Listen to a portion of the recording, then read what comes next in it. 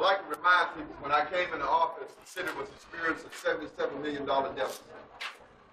We had to work for the next 5 months to clear up that deficit because state law won't allow a city to end its fiscal year in the red. We did that. We had to make a lot of tough decisions. But more importantly, we found something out. We found out that the city's revenue was flat. They remained flat for the next 2 years. We had to do something to generate more tax dollars in our community. Now, you can do that 2 ways. You can take what you have and you can raise it. Or you can try to generate more activity and have more things going on so that you can bring tax dollars into your community. There were several initiatives that we did.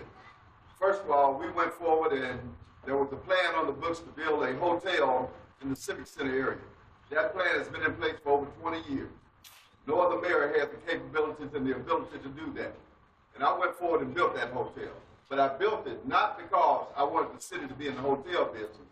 I did it because it put Birmingham in a different category to be able to attract larger conferences and conventions into the city.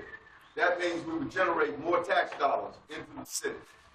We also had the opportunity to bring the Birmingham Barons back to Birmingham. Now, many people criticized the city down through the years because everybody was moving away from the city, moving out of the city.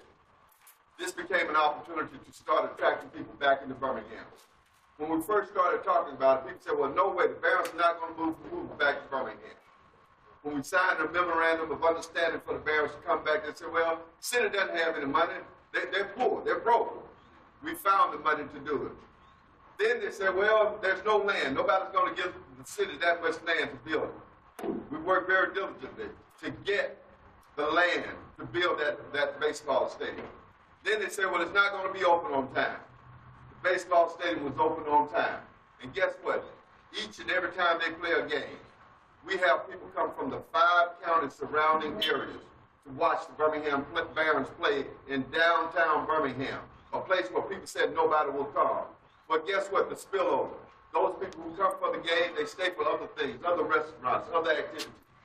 To the point that now we went from having a flat tax base of $349 million, where nobody was coming into Birmingham, to the point that this year we added another $30 million, and it went up to $380 million, what our tax revenues are projected for this year. We not only did that, but then we started looking at how can we go back into the neighborhoods and the communities to rebuild those communities. We got a bill passed down in Montgomery called the Land Banking Bill that will allow us to go in and take over those vacant lots and abandoned homes that are in the neighborhood that's plaguing our neighborhood.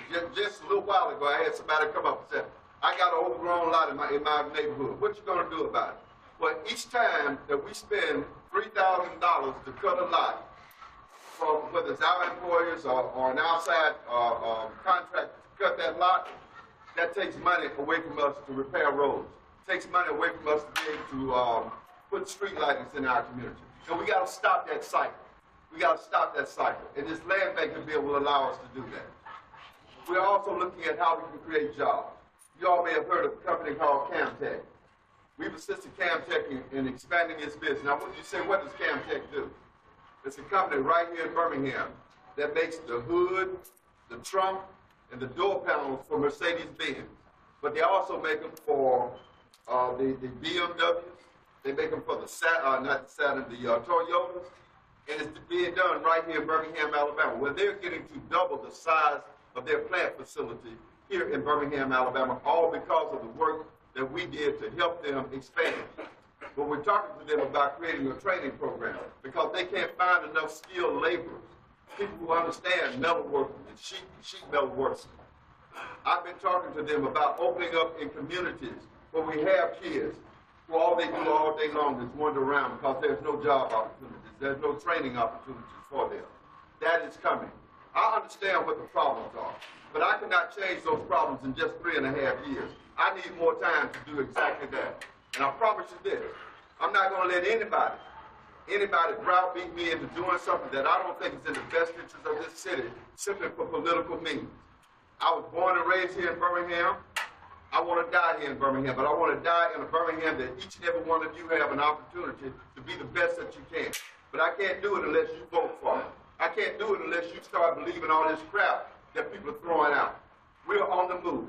This city is every day being a better place for young folks to raise their family, being a better place for adults to have jobs, being a better place for our senior citizens to grow old in. I want to keep that momentum going. So on August 27th, please vote for William Bell for another 4 years of progress in the city of Birmingham. Thank you all very much.